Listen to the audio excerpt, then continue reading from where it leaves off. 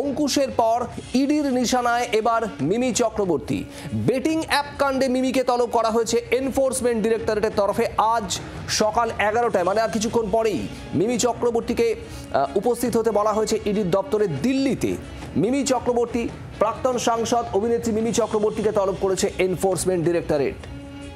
মঙ্গলবার উর্বশী রৌতেলাকেও ডেকেছে ইডি। এর আগে সুরেশ রায়না, কপিল শর্মাদেরও ডাকা হয়েছিল এই তদন্তেই ইডির তরফে। প্রচারের বিনিময়ে আর্থিক সুবিধা পেয়েছেন বলে ইডি সূত্রে খবর। অ্যাপে হাওয়ালার মাধ্যমে টাকা ঘোরানোর অভিযোগ। ইতিমধ্যে অন্তত 29 জনের বিরুদ্ধে মামলা রুজু করেছে কেন্দ্রীয় তদন্তকারী সংস্থা। একের পর এক ভিআইপিকে জেরা জিজ্ঞাসাবাদ করেছে ইডি। আর এবার তলব মিমিকে। দিল্লি থেকে আমাদের প্রতিনিধি রাজীব চক্রবর্তী রয়েছেন সরাসরি। রাজীব, এর আগে অঙ্কুশকে তলব করা হয়েছিল, আর এবার মিমি চক্রবর্তীকে তলব করেছে ইডি। ঠিক কি খবর রয়েছে?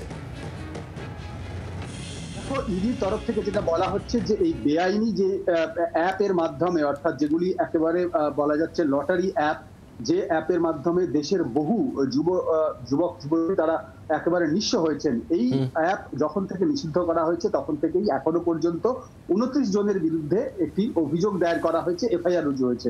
এবং তারপর এই অ্যাপগুলির মাধ্যমে, এই ধরনের যে বেটিং অ্যাপ, সেই বেটিং অ্যাপের মাধ্যমে কারা কারা উপকৃত হয়েছেন তাদের খুঁজে খুঁজে জিজ্ঞাসাবাদ করা হচ্ছে। এই ক্ষেত্রেই কিন্তু টলিউডের নাম জড়িয়েছে। এতদিন পর্যন্ত আমরা দেখেছি বলিউডের বিভিন্ন অভিনেতা অভিনেত্রী, যেমন তুমি উর্বশী রাউতেলার কথা বললে, তাকে ডাকা হয়েছে। আমরা দেখেছি ক্রিকেটারদের ডাকা হয়েছে। আমরা দেখেছি কপিল শর্মা, যিনি কমেডিয়ান, তাকে ডাকা হয়েছে। কিন্তু এবার অঙ্কুশ হাজরাকে নোটিশ দেওয়া হয়েছিল মঙ্গলবার হাজিরা দেওয়ার জন্য, আর আজ সোমবার হাজিরা দেওয়ার জন্য ডাকা হয়েছে তৃণমূল কংগ্রেসের প্রাক্তন সাংসদ তথা অভিনেত্রী মিমি চক্রবর্তীকে। মিমি চক্রবর্তী আজকে সকাল 11টা নাগাদ আসতে পারেন এমনটা জানা যাচ্ছে। এখন দেখার যে শেষ পর্যন্ত তিনি আসেন কিনা ইডি দপ্তরে হাজিরা দিতে। দেখো, ইডির তরফ থেকে যেটা বলা হচ্ছে যে এই বেটিং অ্যাপগুলির মাধ্যমে বিপুল অঙ্কের টাকা, কোটি কোটি টাকা সাইফনিং হয়েছে, এক জায়গার টাকা অন্য জায়গায় চলে গিয়েছে, লেনদেন হয়েছে।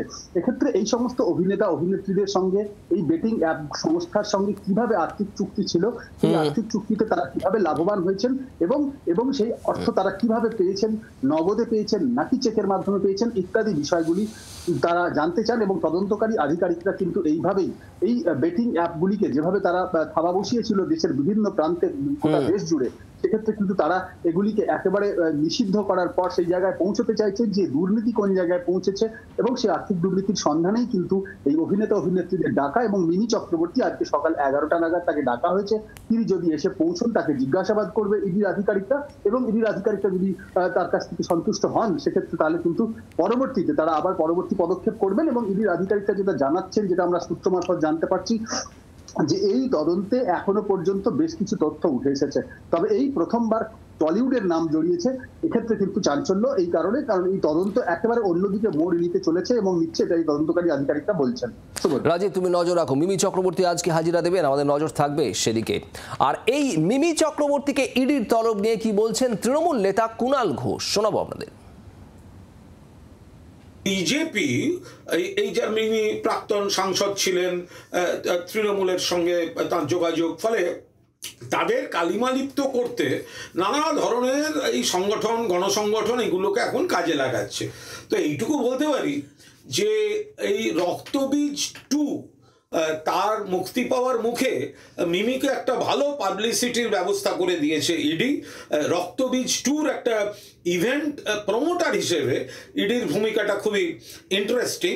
রক্তবীজ 2-কে প্রমোট করার জন্য, বাংলা ছবিকে প্রমোট করার জন্য ইডিকে ধন্যবাদ।